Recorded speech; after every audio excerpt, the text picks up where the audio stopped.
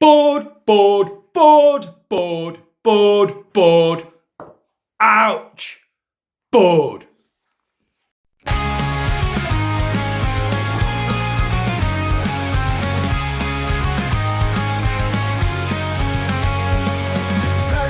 is a custard crusader, out on the fields of the Shires. He is like a Viking invader, scouring the land to his desire. With Barney by his side, he scours a land of plenty. To discover he will find his hair is almost trendy. The custard crusader, oh, oh, oh. The custard crusader, oh, oh, oh. Hello again, metalheads. It's the beginning of January. We've come past New Year's Eve, New Year's Day, with a weekend before I return back to work. And it's bloody cold out there. The ground's frozen solid, so no go digging, no go detecting. What am I going to do? I'm bored. I know. I'm going to get the tub of old copper coins out from the junk heap, lay them all out on the table, sort them out, and have a look at what's been going on over the last 7 years.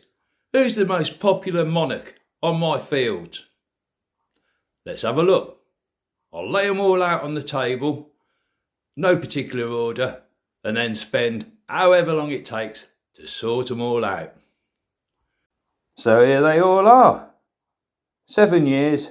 I pulled out all my good ones, they go in my fines case. This is the scrap coins. Worthless, no numismatic value, scrap. Laid them all out on the table. Now, let's get and sort them out. You can tell I've been really bored to be bothered to sort this bloody lot out. But I've got some results here and possibly a few conclusions. The things you resort to when it's sub-zero and the ground's too frozen to go detecting. Right, let's have a look. Over here, these are all coins that I just cannot identify in any way, shape or form by Monarch. Top cluster, half pennies, bottom cluster, farthings. Those are all copper, which is going to lie backwards from George the Third, George the Second, and possibly George the Fourth, maybe William the Third in amongst them. But we will return to them shortly.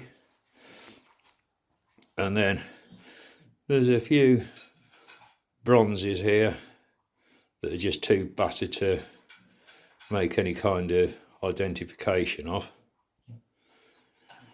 So let's move over to this half of the table. What I've done is I've lined them up by Monarch. Pure coppers at the top,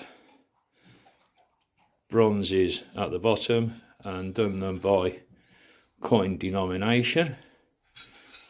So if we hop up to the top here, George the Second, George the Third, we've got farthings, half pennies, a penny of George the Second there, no first issue George the Third pennies, but we have got second portrait, which is a cartwheel, and I do believe that that chunk there is about right to be a cartwheel. Then you go into the third portrait of farthings, half pennies, huge great stack of those. That's the 1806, 1807 p heads. Then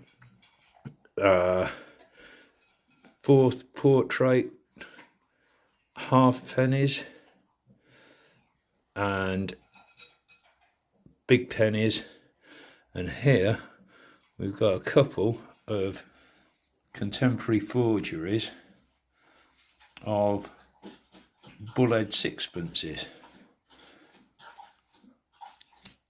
They would have been silver plated. Now we move down to the bronze section. Oh yeah, I've got a complete blank running along here. George IV and William IV, but both reasonably short reigns of monarchs, so not surprised me. And even in the good coins, I've only picked up a couple of each monarchs, so no real surprises that there's a big gap there. Then we've got the same again in the bronzes. Victoria, Edward VII, George V, George VI, Elizabeth II. Farthings, halfpennies, pennies, threepenny bits, sixpences, shillings, and florins, 2 shillings. Obviously, this section here is cupro nickel. There would have been a small amount of 50% silver in here. Going back here, all of these coins would have been 925 silver. I suppose in George V would have been a certain amount of 50% silver there. So that's why there's kind of a chunk missing out of there. So, what have I got the most of? I would say, by a country mile, looking at those heights of stacks there, is going to be George V, an awful lot of his pennies. It's a bit unfair on Elizabeth II because by 71 her coins had turned decimal rather than pre-decimal, and they're away in a different bucket full of junk. So pre-decimals, I'm saying in the bronzes, definitely George V is the most common monarch. Going back into the coppers, and by a country mile, look at George III. He's outstripping George II, but then a good long reign from the third. What was he? 1760 to 1820. So no wonder there's a big heap there. Now, one last exercise is if we hop back to those coppers there, the farthings and the halfpennies, they're all pure copper. So we need to concentrate on just the pure copper farthings and halfpennies.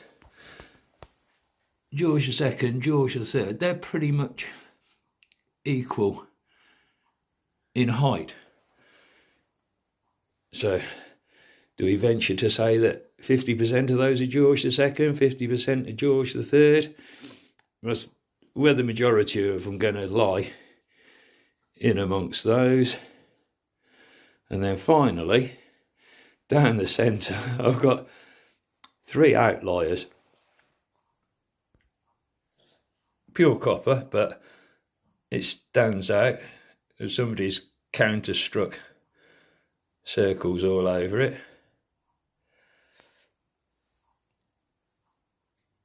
Pure copper, not bronze. The Queen Victoria penny. Now those are really early. It's in a pretty blistered, beat up state, but copper just doesn't last in the ground compared to bronze. And what in the blue blazes that thing is, I do not know. So I'm saying 7 years metal detecting, by far the most popular monarch that I'm digging on the land that I've got permission for is George III. Well, if you've actually sat through that lot, then you've got to be as bored off your tinies as what I've been over the last couple of days since New Year's Eve. I'm back to work tomorrow, so there'll be no more messing around with this lot. What am I going to do with them? Well, they're just junk, aren't they? Scrap. Probably keep them separated now that they are separated. Pure coppers. If ever you're allowed to melt UK coinage by licence, then they want to be in one bag there by weight. And the bronzes, I suppose, so that I can keep track in the next 10 years of what I've found by Monarch. Maybe I should just bag them up as they are and then sling them all back in the tub and forget about them for another bloody 10 years. Okay, metalheads. One very bored Mercian. Out.